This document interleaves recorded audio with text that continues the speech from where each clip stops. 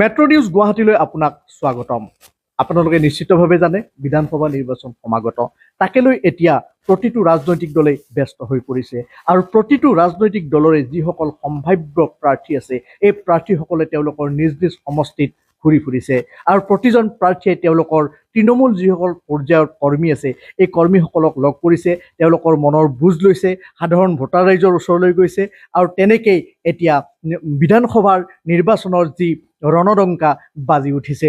আৰু আমি ৩০ নং হাজো শুৱালকুছি সমষ্টিৰ কথা ক'বলৈ ওলাইছোঁ আৰু এই সমষ্টিটো যথেষ্ট গুৰুত্বপূৰ্ণ বুলি বিবেচনা হৈ আহিছে পূৰ্বৰে পৰা। আৰু এই সন্মানীয় সমষ্টিটোৰ এগৰাকী সম্ভাৱ্য যুৱ প্ৰাৰ্থী হ'ল মৃদুল মালাকাৰ। মৃদুল মালাকাৰৰ বিষয়ে যদি আমি ক'ব যাওঁ, তেখেতে পূৰ্বতে গুৱাহাটী বিশ্ববিদ্যালয়ৰ ছাত্ৰ ৰাজনীতিত তেখেতে অংশগ্ৰহণ কৰিছিল আৰু হাজো শুৱালকুছি সমষ্টিৰ এক কথাত ক'বলৈ গ'লে প্ৰতিজন মানুহেই তেখেতক জানে আৰু তেখেতে হাজো শুৱালকুছি সমষ্টিৰ অন্তৰ্গত তেওঁ এগৰাকী সুসন্তান আৰু তেখেতৰ বিষয়ে আমি আৰু নতুনকৈ ক'বলগীয়া নাই। আৰু আজি তেখেতৰ আমি বাসগৃহত আহি উপস্থিত হৈছোহি, তেখেতৰ বিষয়ে আমি জানিম তেখেতে হাজো শুৱালকুছি সমষ্টিটোত তেখেতে কিদৰে তেখেতে এই যি নিৰ্বাচনী যুঁজ এই নিৰ্বাচনী যুঁজত তেওঁ অৱতীৰ্ণ হ'ব যদিহে প্ৰাৰ্থিত্ব পায় আৰু প্ৰাৰ্থিত্ব পোৱাৰ পৰৱৰ্তী সময়ত এই সমষ্টিটোৰ পৰা যুঁজ দিয়াৰ ক্ষেত্ৰত তেখেতৰ কি কি প্ৰত্যাহ্বান আহিব, তেখেতে ভোটাৰ ৰাইজক কি কি প্ৰতিশ্ৰুতি দিব সমষ্টিটোক আগবঢ়াই নিয়াৰ ক্ষেত্ৰত, আৰু এই গোটেই কথাখিনি তেখেতৰ পৰা আমি সাৱলীলভাৱে জানিম। হাজো শুৱালকুছি সমষ্টিৰ বিষয়ে জানিম। তেখেতৰ আমি বাসগৃহত এতিয়া আমি উপস্থিত হৈছোহি। এয়া মৃদুল মালাকাৰ আৰু মৃদুল মালাকাৰক আমি মেট্ৰ' নিউজ গুৱাহাটীলৈ আমি স্বাগতম জনাইছোঁ। মৃদুল মালাকৰ ডাঙৰীয়া, আপোনাক মেট্ৰ' নিউজ গুৱাহাটীলৈ আপোনাক স্বাগতম জনাইছোঁ। আপোনাৰ অনুভৱ আজিৰ তাৰিখত কি? ধন্যবাদ। মই মেট্ৰ' নিউজক মই আন্তৰিক ধন্যবাদ জ্ঞাপন কৰিছোঁ আৰু মোৰ ফালৰ পৰা তেওঁলোকৰো আগন্তুক দিনত উজ্জ্বল ভৱিষ্যত কামনা কৰিলোঁ। ভাল লাগিছে যে আজি মই গম নোপোৱাকৈ মোক আচলতে আমাৰ মেট্ৰ' নিউজে মোৰ ঘৰত উপস্থিত হ'ল ৰাতিপুৱাই। ভাল লাগিলে। কথাটো হ'ল আপোনাৰ হাজো শুৱালকুছি সমষ্টি, আমাৰ ৩০ নং যিটো হাজো শুৱালকুছি সমষ্টি, এই সমষ্টি মই এজন স্থানীয় বাসিন্দা, ইয়াৰে ভোটাৰ হয় আৰু এই সমষ্টিত মই এই সমষ্টিৰে আপোনাৰ শিক্ষানুষ্ঠানত পঢ়া শুনা কৰি পৰৱৰ্তী পৰ্যায়ত আপোনাৰ বিভিন্ন ধৰণৰ সামাজিক কাম কাজৰ যোগেদি ৰাইজৰ লগত জড়িত হৈ আছোঁ। ৰাজনৈতিকভাৱে বিভিন্ন নিৰ্বাচনত মই অংশগ্ৰহণ কৰিছোঁ, ৰাইজৰ বিভিন্ন সুখ দুখৰ খবৰ লৈছোঁ আৰু বিভিন্ন বিধানসভা নিৰ্বাচন, লোকসভা নিৰ্বাচন বা পঞ্চায়ত নিৰ্বাচন যি নিৰ্বাচনেই নহওক সকলোবোৰ নিৰ্বাচনতে মই প্ৰত্যক্ষভাৱে সহায় সহযোগিতা কৰি ইয়াতে যিবোৰ প্ৰাৰ্থী আপোনাৰ দলীয়ভাৱে যিবিলাক আপোনাৰ দলৰ টিকট পাইছিলে তেওঁলোকৰ কাৰণে আমি নিজকে আমাৰ সমৰ্পিত মনোভাৱেৰে কাম কৰি গৈছোঁ আৰু তেওঁলোকক বিজয়ী কৰিবৰ কাৰণে সদায় আমি যৎপৰোনাস্তি চেষ্টা চলাই আহিছোঁ। ইয়াৰে আপোনাৰ পুৰণা জালুকবাৰী সমষ্টিৰ শুৱালকুছি এটা বৃহৎ অঞ্চল, আমিনগাঁৱৰ পৰা শুৱালকুছি, আৰু হাজো শুৱালকুছি সমষ্টিৰ হাজো যিটো আপোনাৰ পুৰণা হাজো সমষ্টিৰ ইয়াতে প্ৰায় বন্নিৰ পৰা আপোনাৰ চোৰাবৰী আৰু ইফালে আপোনাৰ চেঁচামুখৰ পৰা মোটামুটি এটা বৃহৎ অঞ্চল। গতিকে যিহেতু সমষ্টি পুনৰ নিৰ্ধাৰণ হোৱাৰ পিছত এতিয়া কিছু অঞ্চল হাজোৰ কিছু অঞ্চল গৈ ৰঙিয়া বিধানসভা সমষ্টি আৰু কমলপুৰ বিধানসভা সমষ্টিৰ অন্তৰ্ভুক্ত হৈ গৈছে। ঠিক তেনেকুৱাকৈ আমাৰ পুৰণা জালুকবাৰীৰো কিছু অংশ আপোনাৰ কমলপুৰত সোমাই গ'ল। গতিকে তেনেকুৱাকৈ সমষ্টিৰ যিটো আপোনাৰ জনবিন্যাস, এই জনবিন্যাস আমাৰ খুব আপোনাৰ আচলতে এতিয়া অলপ চিন্তা কৰিবলগীয়া, কাৰণ বিভিন্ন সময়ত আপোনাৰ আমাৰ কি হৈছিলে, যিহেতু মই ডক্টৰ মাননীয় হিমন্ত বিশ্ব শৰ্মা ডাঙৰীয়াৰ লগত সৰুৰে পৰাই এটা ৰাজনীতিক তেওঁক মই গুৰু হিচাপে মানি লৈ আমি ৰাজনীতি আৰম্ভ কৰিছিলোঁ।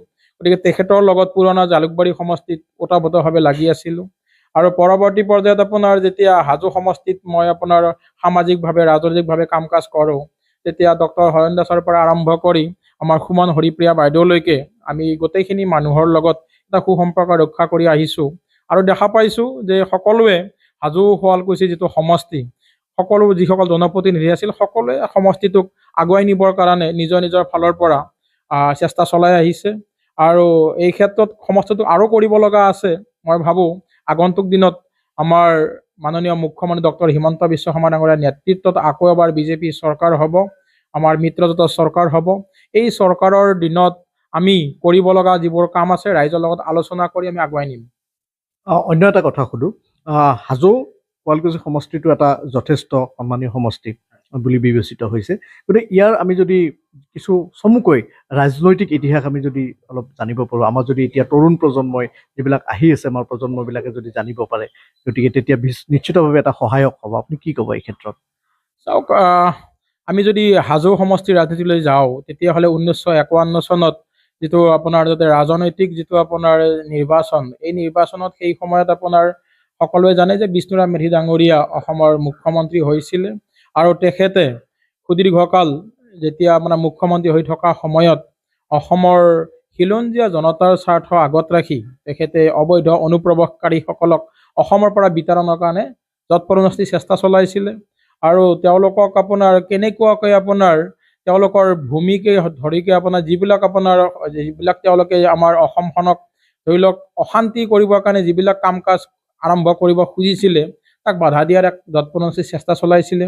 তেখেতৰ আপোনাৰ যিবিলাক কাম কাজ পৰৱৰ্তী পৰ্যায়ত আপোনাৰ মহেন্দ্ৰ মোহন চৌধুৰী ডাঙৰীয়া, তাৰপিছত আপোনাৰ ৰবীন মালাকাৰ ডাঙৰীয়া, তাৰ পৰৱৰ্তী পৰ্যায়ত নুৰুল হুছেইন ডাঙৰীয়া, এনেকুৱাকৈ আপোনাৰ বিভিন্ন ধৰণে আপোনাৰ বিভিন্ন জনপ্ৰতিনিধিয়ে আগুৱাই নি আছে যদিও শেহতীয়াভাৱে সুমন হৰিপ্ৰিয়া ডাঙৰীয়ানীয়েও মাননীয় মুখ্যমন্ত্ৰী ডক্টৰ হিমন্ত বিশ্ব শৰ্মা ডাঙৰীয়াৰ যি উচ্ছেদ অভিযান, অসমৰ পৰা অবৈধ অনুপ্ৰৱেশকাৰীক আপোনাৰ খেদি পঠোৱাৰ যি উচ্ছেদ অভিযান, এই উচ্ছেদ অভিযানৰ লগত সংগতি প্ৰদান কৰি আপোনাৰ হাজো অঞ্চলৰ যিসকল চৰ অঞ্চলত যিবিলাক আপোনাৰ এতিয়া অবৈধভাৱে বসবাস কৰি আছে, তেওঁলোকৰ বিৰুদ্ধেও ব্যৱস্থা গ্ৰহণৰ কাৰণে চেষ্টা চলাইছে।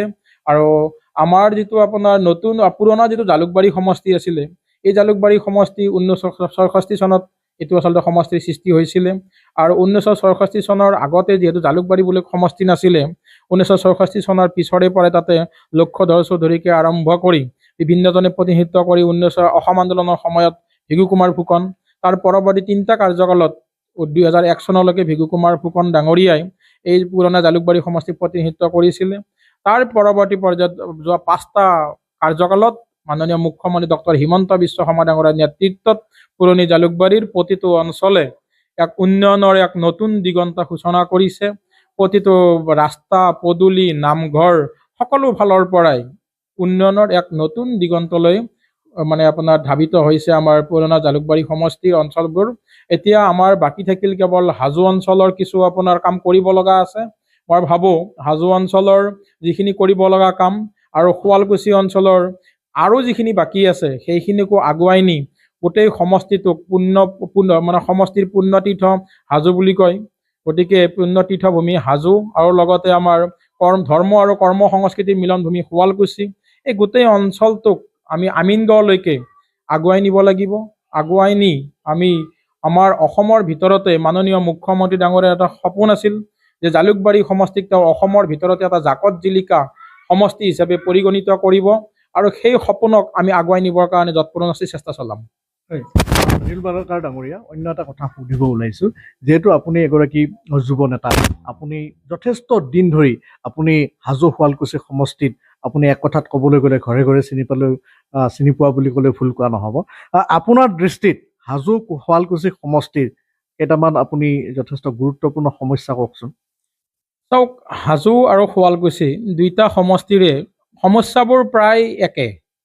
কাৰণ আমাৰ যিটো হাজো শুৱালকুছি নতুন সমষ্টি, এই নতুন সমষ্টিটো আমাৰ আমিনগাঁৱৰ পৰা আৰম্ভ হয় একেবাৰে আপোনাৰ শুৱালকুছিলৈকে থাকি পুৰণা জালুকবাৰী, আৰু আপোনাৰ নতুন যিটো আপোনাৰ হাজো সমষ্টি, এই হাজো সমষ্টিত আপোনাৰ চেঁচামুখৰ পৰা আৰম্ভ কৰি এইটো বৰ্ণি আৰু চোৰাবৰী, এটা বৃহৎ অঞ্চল, হাজোকে সামৰি এটা বৃহৎ অঞ্চল আছে। এই অঞ্চলবোৰত আমাৰ যিটো দেখা পাইছোঁ আমি যে আজি আমিনগাঁৱৰ যিটো নতুনকৈ উদ্যোগীকৰণ, এই উদ্যোগীকৰণ আৰম্ভ হৈছে আমিনগাঁও অঞ্চলত। ইয়াতে আপোনাৰ বেছিভাগ আপোনাৰ ঔদ্যোগিক ভূমিলৈ ৰূপান্তৰ হৈছে। গতিকে তাতে আমি নতুন নতুন কিছুমান উদ্যোগ আকৌ আনিব লাগিব। সেই উদ্যোগসমূহত জড়িত থকা শ্ৰমিকসকলৰ যিবিলাক আপোনাৰ প্ৰাপ্য মজুৰি, সেইসমূহ ঠিকমতে পাইছেনে নাই তাক আমি চোৱা চিতা কৰিব লাগিব। কাৰণ তাত যিসকল আপোনাৰ শ্ৰমিকে কাম কৰি আছে, এই শ্ৰমিকসকল আমাৰ স্থানীয় শ্ৰমিক। গতিকে এই শ্ৰমিকসকলৰ মজুৰি আৰু তেওঁলোকৰ যিবিলাক আপোনাৰ সুবিধা, এই সুবিধাক আমি প্ৰাপ্য সুবিধাবিলাক আমি দিব লাগিব। লগতে আমি তাৰ পিছত আমিনগাঁৱৰ পিছত পাৰ হৈ আমি যেতিয়া আমি আৰু ধৰি লওক দদৰা, দলিবাৰী, শিঙিমাৰী এই অঞ্চল পাম বংশৰ, এইটো এটা কৃষি অঞ্চল। এই কৃষিভূমি আপোনাৰ উৰ্বৰা কৃষিভূমি। ইয়াতে আপোনাৰ শিঙিমাৰীৰ বেঙেনা বুলি ক'লে আপোনাৰ অসম বিখ্যাত। গতিকে এই শিঙিমাৰী অকল শিঙিমাৰী নহয়, আচলতে শিঙিমাৰী সামৰি দদৰা দলিবাৰীকে আজ্ঞাথুৰিকে আৰম্ভ কৰি আপোনাৰ বংশৰলৈকে এই বৃহৎ কৃষিভূমিৰ যিবোৰ আপোনাৰ উৎপাদিত সামগ্ৰী, এই উৎপাদিত সামগ্ৰীয়ে যাতে আমাৰ যিখন শিঙিমাৰীৰ বজাৰ আছে, এই বজাৰখনক আমি আৰু অধিক সম্প্ৰসাৰণ কৰি ইয়াতে কেনেকুৱাকৈ বাহিৰৰ ব্যৱসায়ী আমি আনিব পাৰোঁ, ইয়াতে বাহিৰৰ ব্যৱসায়ীক আমি যাতে বেছি দৰত আমি শিঙিমাৰীতে বিক্ৰী কৰিব পাৰোঁ, তাৰ বাবে আমি আৰু অধিক ব্যৱস্থা গ্ৰহণ কৰিব লাগিব। আমাৰ বজাৰখন যাতে আমি আৰু অধিক প্ৰচাৰ প্ৰসাৰ লাভ কৰে তাৰ বাবে চেষ্টা কৰিব লাগিব। তাৰপিছত আহি পাম আমি শুৱালকুছি। শুৱালকুছি জানে আপোনালোকে প্ৰাচ্যৰ মানচেষ্টাৰ বুলি কয়। এই শুৱালকুছিৰ আপোনাৰ তাঁতশিল্প এতিয়া অকল শুৱালকুছিতে সীমাবদ্ধ হৈ থকা নাই। এই তাঁতশিল্পটো ৰামদিয়া, বামুণ্ডি, অৰ্থাৎ আপোনাৰ চুবুৰীয়া সমীপৱৰ্তী হালুগাঁও, আপোনাৰ সোৱানচাহ, এই সমগ্ৰ মানে হাজো অঞ্চলতে এতিয়া বিয়পি পৰিছে। গতিকে এই শুৱালকুছি তাঁতশিল্পৰ যিটো আপোনাৰ এতিয়া লাহে লাহে কি হৈছে, অসমৰ লগতে বাহিৰৰো কিছুমান শিপিনীয়ে শুৱালকুছি তাঁতশিল্পক নকল কৰি তেওঁলোকে বিভিন্ন ধৰণৰ কাপোৰৰ ৰমৰমীয়া ব্যৱসায় চলাই আছে, যাৰ ফলত আমাৰ শুৱালকুছি তাঁতশিল্পৰ পুৰণি যিটো ঐতিহ্য, এই ঐতিহ্য লাহে লাহে আপোনাৰ কিছুমানে ম্লান কৰিবৰ কাৰণে চেষ্টা কৰিছে। আমি শুৱালকুছি তাঁতশিল্পৰ ঐতিহ্য সংৰক্ষণ কৰিব লাগিব আৰু শুৱালকুছিৰ শিপিনীসকলে আমাৰ তাঁতশিল্পৰ ক্ষেত্ৰত যিবোৰ সমস্যাৰ সন্মুখীন হৈ আছে, এই সমস্যাসমূহক আমি সমাধান কৰিবৰ কাৰণে অসমৰ যিটো আপোনাৰ হেণ্ডলুম এণ্ড টেক্সটাইল ডিপাৰ্টমেণ্ট আছে, তেওঁলোকক আৰু অধিক সক্ৰিয় কৰিব লাগিব। ঠিক তেনেকুৱাকৈ কেন্দ্ৰীয় যিটো আপোনাৰ চেণ্ট্ৰেল আপোনাৰ হেণ্ডলুম এণ্ড টেক্সটাইল মিনিষ্ট্ৰী আছে, তেওঁলোকৰ লগতো আমি আলোচনা কৰি আমাৰ ইয়াতে আপোনাৰ শিপিনীসকলে যাতে আপোনাৰ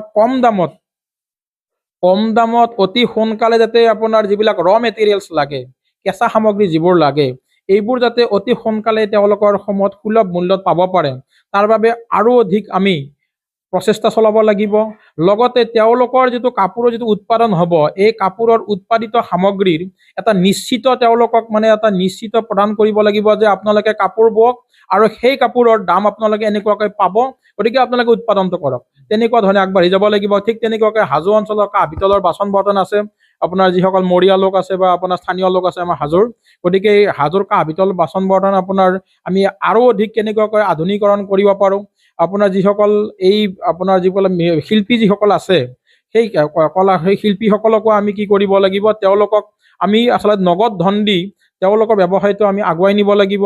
ঠিক তেনেকুৱাকৈ আপোনাৰ আহি আমি যেতিয়া আপোনাৰ হীৰা সম্প্ৰদায়ৰ লোক পাম ৰামদিয়াৰ, তেওঁলোকৰ যিটো আপোনাৰ এই আপোনাৰ আপোনাৰ যিটো মৃৎশিল্পটো আমি আগুৱাই নিবৰ কাৰণে চেষ্টা চলাব লাগিব। এনেকুৱাকৈ বিভিন্ন ধৰণৰ আমাৰ চিন্তা আছে। আমাৰ মালাকাৰসকল যিসকল আছে, আপোনালোকে জানে গুৱাহাটীৰ বজাৰত যিবোৰ আপোনাৰ ফুল আহে, ইয়াতে অধিকাংশ ফুল আচলতে আমাৰ হাজো অঞ্চলৰ পৰা আহে।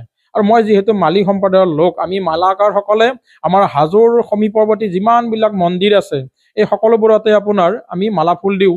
আৰু গুৱাহাটীত যেতিয়া মালা ফুলসমূহ বিক্ৰী কৰিবলৈ আহে, গুৱাহাটীত আচলতে তেওঁলোকৰ নিজস্ব আচলতে বহিবৰ কাৰণেও ভালকৈ এতিয়ালৈকে স্থান নাই।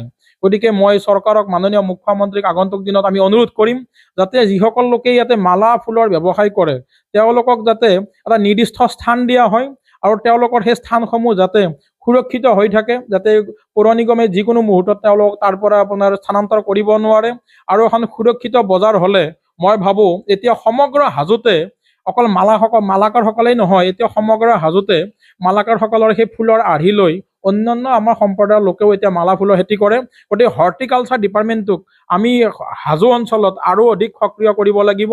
সক্ৰিয় কৰি এই মালা ফুলৰ যাতে ব্যৱসায়টো আমি আৰু অধিক উৎপাদনমুখী কৰি লৈ আমাৰ যিসকল কৃষক আছে, এই কৃষকক আমি উপকৃত কৰিব পাৰোঁ, তাৰ বাবে আমি যৎপৰোনাস্তি চেষ্টা চলাব লাগিব।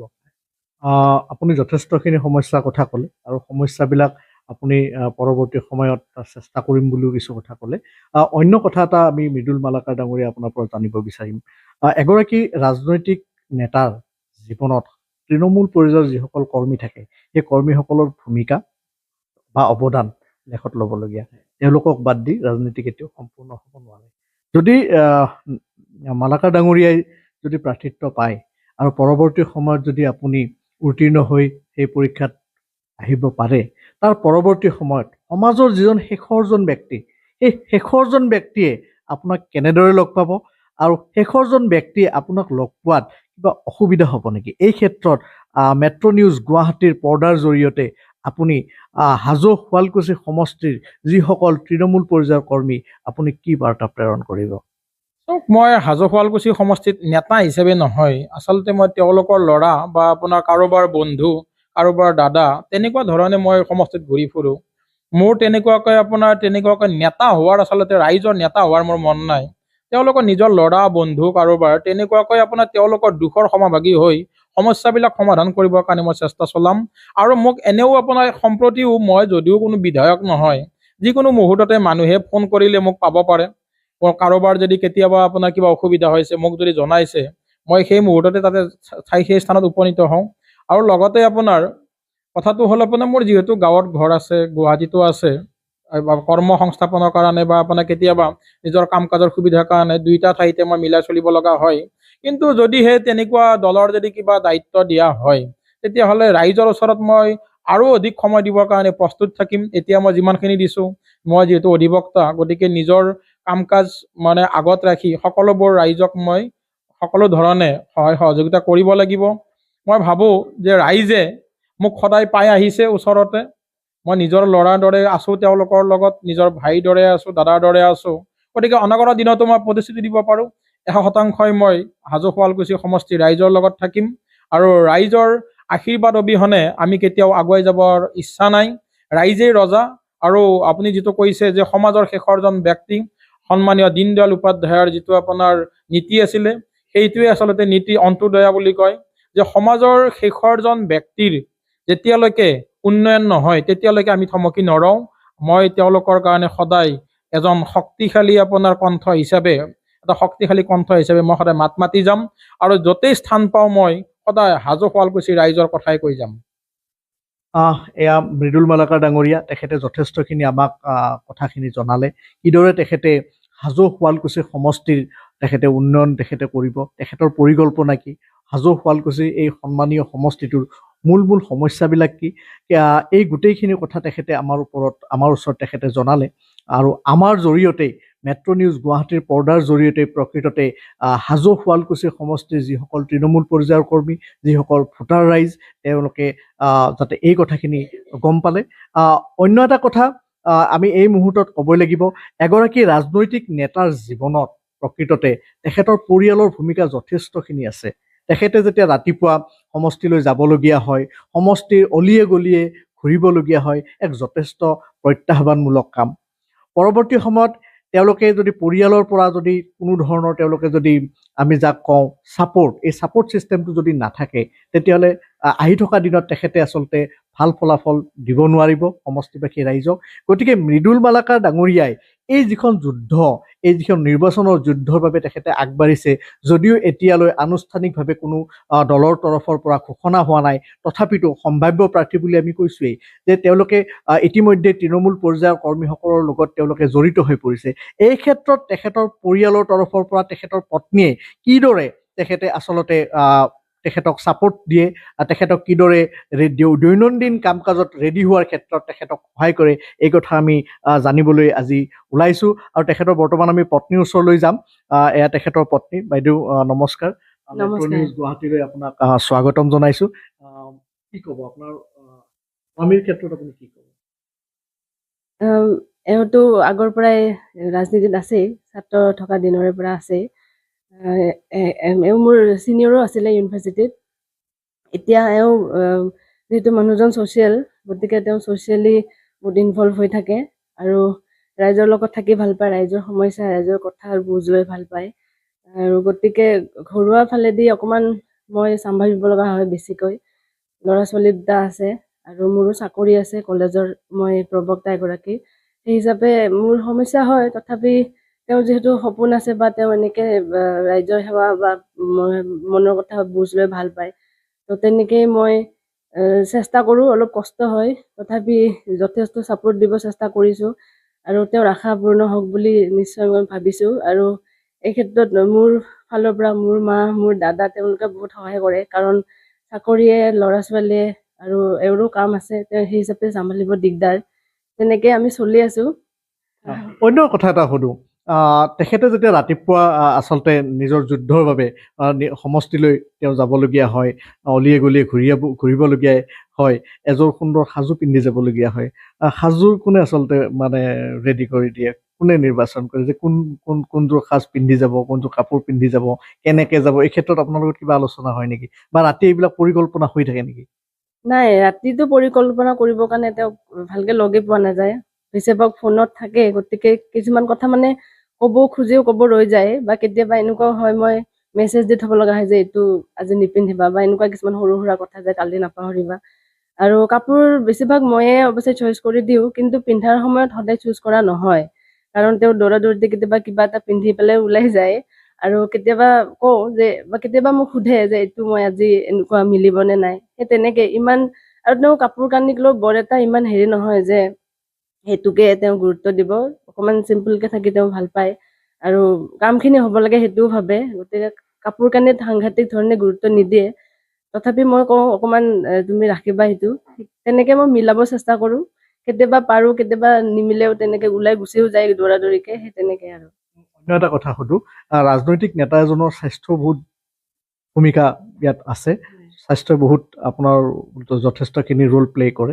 গতিকে এই ক্ষেত্ৰত তেখেতক ৰাতিপুৱা ব্ৰেকফাষ্টৰ পৰা আদি কৰি, খোৱা বোৱাৰ ক্ষেত্ৰত আদি কৰি, ৰাতি আহোঁতে খোৱাৰ ক্ষেত্ৰত আদি কৰি, এই ক্ষেত্ৰতো কিবা ৰুটিন আপোনালোকে ফ'ল' কৰে নেকি?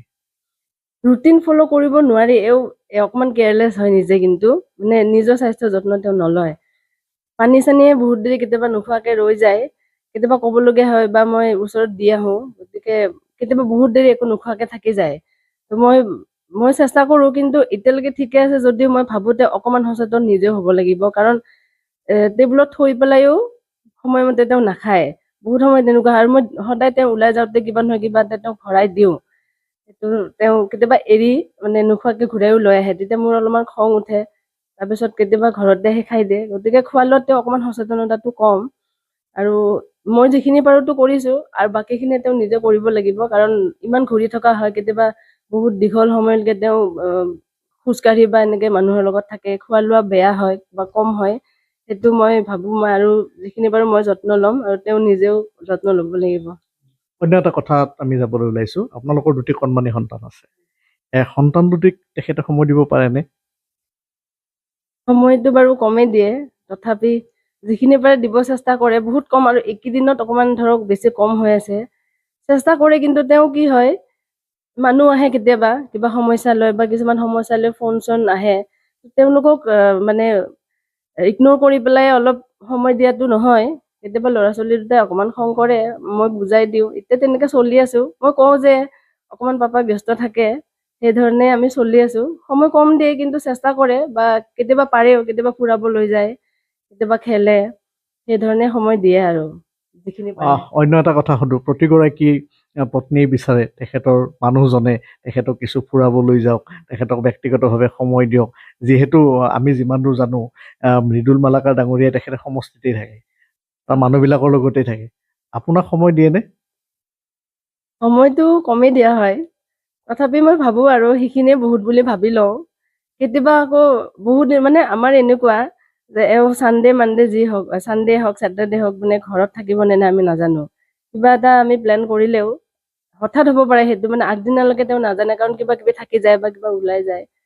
তেনেকুৱা ফুৰাবলৈ নিয়ে, কিন্তু অকমান কম হয়, হ'লেও চলি থাকো আৰু, কাৰণ ইমান এটা সেইটোলৈ ভাবি নাথাকো, বা কেতিয়াবা মোৰো সময় নিমিলিব পাৰে। মই যিহেতু কলেজত যাব লাগে, তো কেতিয়াবা আমি গুচি যাওঁ। মই আৰু ল'ৰা ছোৱালী কেইটাও বহুত যাওঁ, মই লৈ যাওঁ দুইটাকে কেতিয়াবা, আৰু বাকী যিখিনি পাৰে তেওঁ মিলাই আৰু। অন্য এটা কথালৈ এতিয়া যাবলৈ ওলাইছো, মৃদুল মালাকাৰ ডাঙৰীয়াৰ আটাইতকৈ যিটো ষ্ট্ৰং পইণ্ট? তেওঁ বহুত কনফিডেণ্ট হয়, আৰু মানুহৰ লগত মানে বহুত কষ্ট কৰিব পাৰে। ঘৰুৱা কথাত হয়তো ইমান এটা মানে মিলাব নোৱাৰিব পাৰে, কিন্তু তেওঁ বহুত কষ্ট কৰে, আৰু ঘূৰি ফুৰি নাখাই নেমেলিও বহুত মানুহৰ লগত ফুৰি গমেই নাপায় সময় কেনেকে গ'ল, বা ভাগৰ লাগিছে নেকি। এইকেইদিনত ধৰক ইমান ঘূৰিব, খোৱা লোৱাও বেয়া হ'ব, কেতিয়াবা বহুত গাড়ী চলোৱাও হয় যদি গাড়ী চলাব মানুহ নাপায়, কিন্তু তথাপিও সেই বস্তুটো ফিল নকৰে। মানে এই ক্ষেত্ৰত, ৰাজনীতিৰ ক্ষেত্ৰত তেওঁ মানে খুব বেছি কেপেবল বুলিও ক'ব পাৰি, বা খুব হেৰি ডেডিকেটেড, তাৰমানে সেইকাৰণে সেইটোত কনফিডেন্সো আছে, আৰু বহুত কষ্ট কৰিব পাৰে, বহুত কষ্ট কৰিব পাৰে। এতিয়া মৃদুল মালাকাৰ ডাঙৰীয়া আটাইতকৈ দুৰ্বল পইণ্টটো কি? দুৰ্বল পইণ্ট ল'ৰা ছোৱালী চম্ভালিব নোৱাৰে আৰু কাৰণ সেইটো চবেই নোৱাৰে, সেইটো তেওঁ একেবাৰে দুৰ্বল। আৰু তেখেতৰ খং উঠেনে? খং কিন্তু কম, কিন্তু উঠিলে বহুত কম উঠে, উঠিলে আৰু উঠে আৰু অকণমান, কিন্তু তেওঁ খঙাল নহয় মানে। ধন্যবাদ বাইদেউ। এয়া আছিলে মৃদুল মালাকাৰ ডাঙৰীয়াৰ বাসগৃহৰ পৰা কিছু মনৰ কথা। আমি মেট্ৰ শুভকামনা জনাইছো। আহি থকা দিনত তেখেতে হাজো শুৱালকুছি সমষ্টিৰ পৰা যথেষ্টভাৱে তেখেতে সেই সমষ্টিটোক উন্নয়নৰ দিশত আগবঢ়াই লৈ গৈ সাধাৰণ মানুহৰ উপকৃত কৰক। আৰু মেট্ৰ' নিউজ গুৱাহাটীৰ তৰফৰ পৰা তেখেতক অলেখ অভিনন্দন থাকিল।